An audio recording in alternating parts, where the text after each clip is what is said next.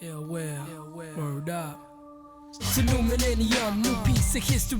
All the workers come together, it's time for unity. While the rich just get richer, the poor keep on giving. It's a sign of the times, reality's what we're living. Yes, we gotta pull together, brothers and sisters. Yo, it's time for coordination. Through our sisters and the brothers, we can make a union strong. For respect and equal value, we have done without too long. We no longer have to tolerate injustices and wrong. Solidarity forever, yes, the union makes us strong. While the rich just get richer, the poor keep on giving. It's a sign of the times, reality's what we're living. Yes, we gotta pull together, brothers and sisters. Yo, it's time for coordination. Through our sisters and the brothers, we can make a union strong. For respect and equal value, we have done without too long. We no longer have to tolerate injustices and wrong. Solidarity forever, yes, the union makes us strong.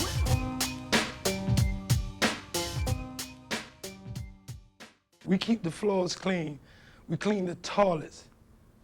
We do everything positive for the university, and what we get in return.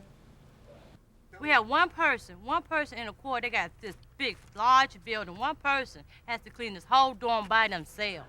I've been working for North Carolina A&T State University for 22 years. And all of a sudden, I was transferred, on the night shift from 10:30 at night until 7 in the morning. Everybody's in the same boat here, whether it be housekeeping, whether it be landscaping, whether it be M&O, we're all in the same boat. A lot of people's having to work 2 jobs. A lot of people, are still qualifying for welfare, and we don't want that. We want to be able to make a decent wage and we can go home and spend time with our families just like management does. In North Carolina, as in a few other states, it is against the law for a state agency to sign a union contract with its workers to guarantee decent wages and working conditions. The law permitting this has been upheld by the U.S. Supreme Court. UE Local 150 is in the forefront of a struggle to change that law and win a union contract in North Carolina. Organize, organize, organize. Organize, organize. Did you join the union yet, brother? We're building the union here, brother, so. Okay, man. All right. All right. Thank you, sir. Okay. I'll give you Okay, cool. Here you go. Yeah. I got him one. Okay, cool. Oh, okay. Have a good day, man. Okay, you too, brother. Lewis, man. Saladin. What's your last name? Morris Lewis. Lewis? Lewis is my last name. Okay, Morris Lewis. Okay, because we signed up members now. Be blessed, bro. Okay, brother, you too. Trying to hit this clock. I got you. Our union is building a movement of rank and file organizers. We're attacking one general statewide institution called the University of North Carolina system. And our main base in this system right now is 3 job classifications: the housekeepers, groundskeepers, and the skilled trades, the maintenance workers, etc. We have to anchor our main base in the blue-collar workers, among those workers, who are treated the worst and who require organization to really advance. At the 16 campuses scattered throughout the state, which comprise the University of North Carolina system, just as at workplaces everywhere, workers were mostly powerless as individuals to change their working conditions. Pay grade 50 was $11,000. On $11,000, people just can't live. People making $11,000 were being qualified for food stamps.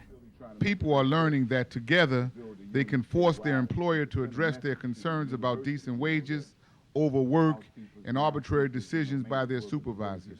I gave y'all a draft of the Constitution and bylaws that we will be talking about at the convention. It lets you know some of your rights. It tells you what you can and cannot do. It lets you know who can and cannot be in a union.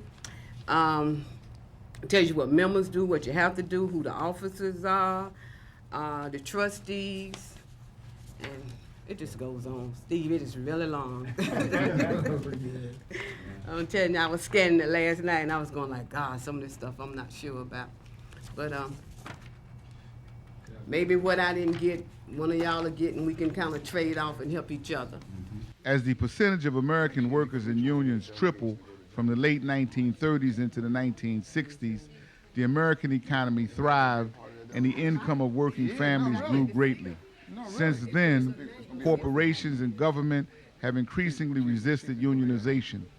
The percentage of workers in unions has steadily declined. So have wages. Today, only about 10% of workers are in unions, and the average worker earns no more than 25 years ago. We are organizing to turn that around in order to bring justice and prosperity to working people. I think for the early morning leafleting, we can have 2 people at each school. Most of the housekeepers start at about 10 o'clock at night, and they work, from 10 to 7, something like that. Then the groundskeepers come in around 7 and 8 o'clock. Don't worry about that statement about getting locked up or thrown off the campus. We smash that, beat them back, force them to have a meeting with us, and force them to write a public policy stating that the workers got a right to have a union and that union organizers got a right to be there. There's going to be mass leafleting. So it's going to mean some early morning work and some late at night work. Pass it on now. This is about the meeting tomorrow. Workers been talking. I mean, what are the main issues would y'all see that the union statewide should be taking up? Just mismanagement of funds. Yeah. Fair wage. Fair wage. You say fair wages, that take care of the whole thing. What the supervisors been saying? What people should remember, you understand, you got a right to organize, to take them on.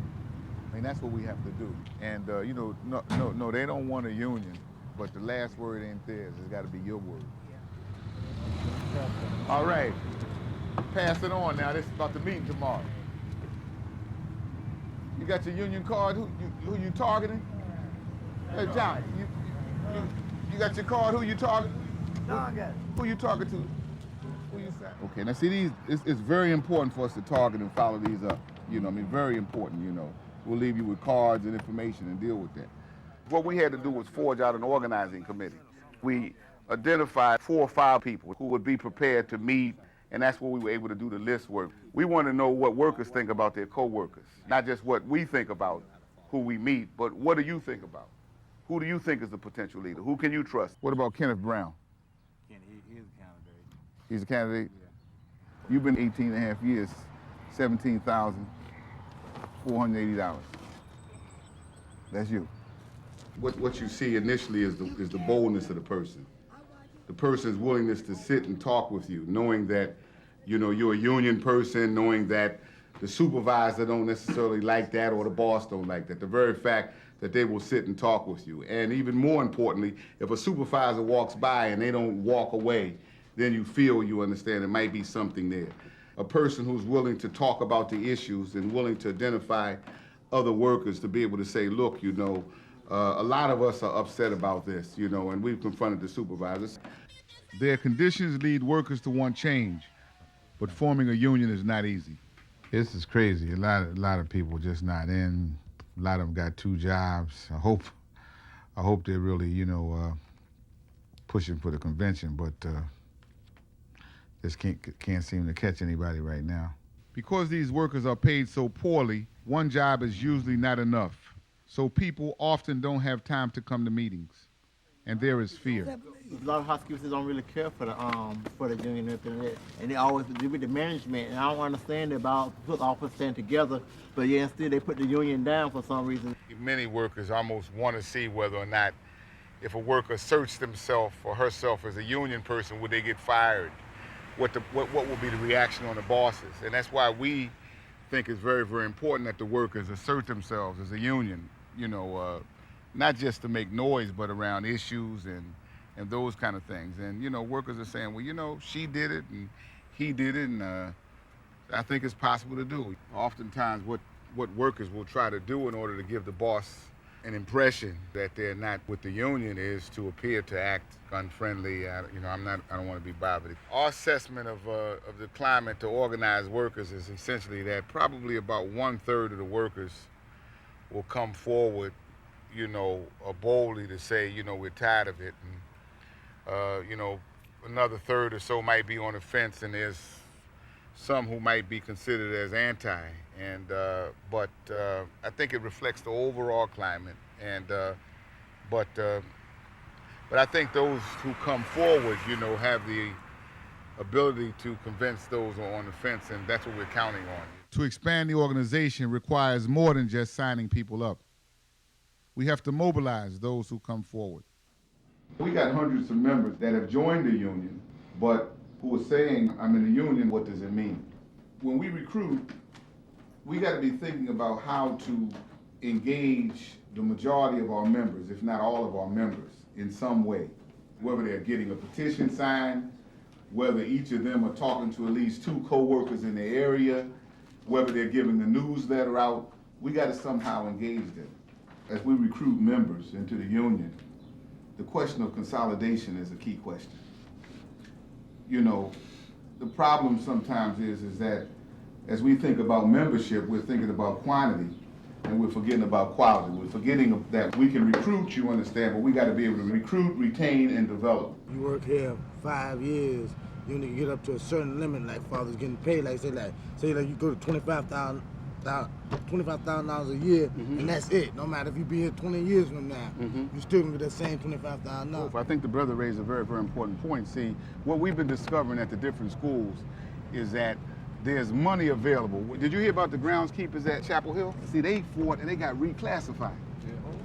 See, they got reclassified to another, either 1 or 2 pay grades higher. So they reclassified their job description. So now the housekeepers is fighting now to get reclassified, right? Now what we should be looking at over here is if they can reclassify groundskeepers at any UNC system school, like Chapel Hill, they need to do it here as well. Because all the schools are under one UNC system, yeah. All 16 universities are under the same system. That's right, that's right, that's right.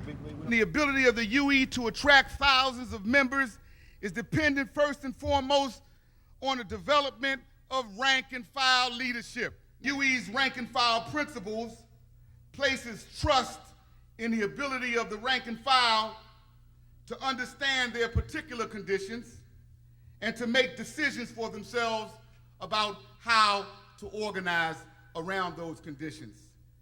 The organizer's role is to help to develop the rank and file leadership and not to make you dependent on us. I try to take what people say and show what they themselves are doing, the impact that it has. I try to take the scattered ideas that the people have and I try to assemble those ideas and give it back to them in a kind of programmatic way. So it's not giving them something new, it's taking what they have and organizing it so that they can see their role in what I'm saying. They got to be able to identify their self because it's their union. The schedules of the workers dictate when you are able to have contact with them. When I organized electrical workers in Alabama and West Virginia, the organizer usually couldn't get into the factories. So we often met workers in their homes after work. Here we have had to deal with shift changes and breaks scattered around the clock. During critical junctures, that may mean working very long days. We've probably been averaging about 16, 17 hours. Wake up about 5, get in probably about close to 11 o'clock. So, you know, it's always a question of coming up and having to stay a couple of nights.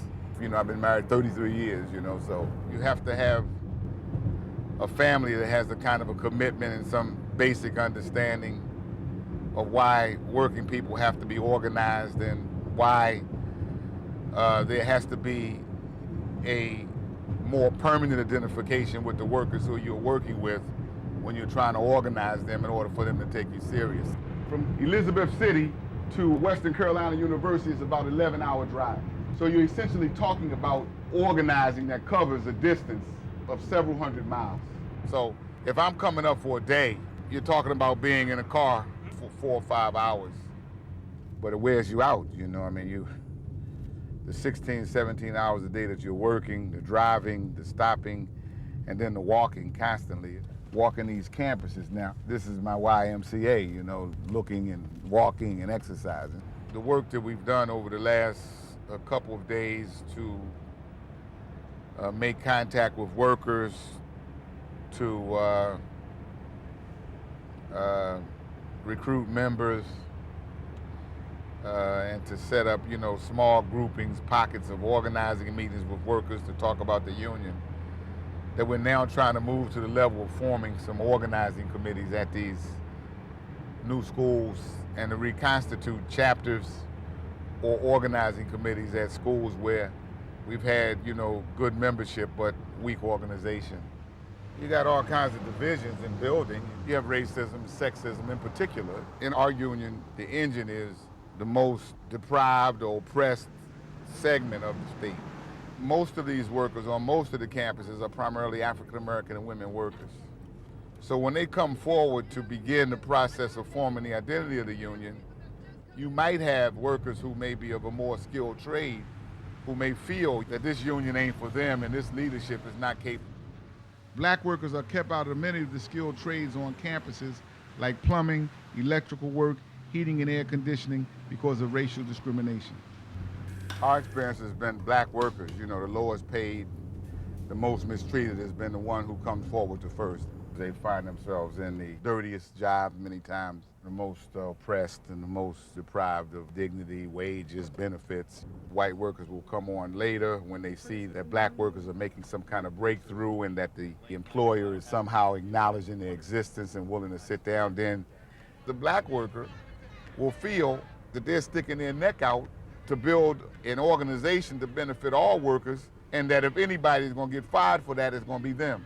Then when you don't want a black worker to be a leader, when the black worker was the one to put their damn head on the line in order to get the thing started from the very beginning. It's one thing to say, well, I'm for equality, and then when it's time to fight, you ain't prepared to fight with your coworker because she's black or a woman or gay. I think white workers feel exploited and feel that enough is enough. I think the problem is that racism allows white workers to compare their status to black workers and feel somewhat secure. And as long as you can show, you understand, that there's somebody on the bottom, then the ability to bribe is greater, by the bosses. So this question of creating class consciousness and class unity, we have to continue to struggle with this in the finances. There's no opportunities in this country, that working people will come together and say, this is what we want the society to look like.